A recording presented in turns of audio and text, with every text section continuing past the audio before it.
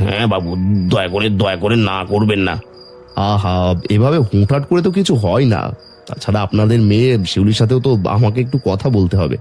আসার পর থেকে উনি তো একদম কোনো কথাই বললেন না। আমার এই কথাটা শুনে যোগ্য আর পদ্ম দুজনে একটু হকচকিয়ে গেল। দুজনে দুজনার মুখ চাওয়াচাওয়ি করতে লাগলো। ওকে কথা বলতে হবে কেন বাবু? আমরাই তো ওর হয়ে সব ভালো মন্দ বলে দিচ্ছি।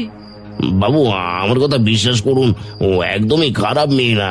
তবুও যাকে বিয়ে করব তার সাথে একটু তো কথাবার্তা বলে নেওয়া উচিত। ঠিক এমন সময় একটা শব্দ আমাকে রীতিমতো চমকে দিল। আমার সামনে থেকে একটা কর্কশ পৈশাচিক কণ্ঠস্বর ভেসে আসে। কোনো মতে নিজেকে সামলে নিয়ে বুঝতে পারি এই কণ্ঠস্বরটা এই যোগুর মেয়ে শিউলির।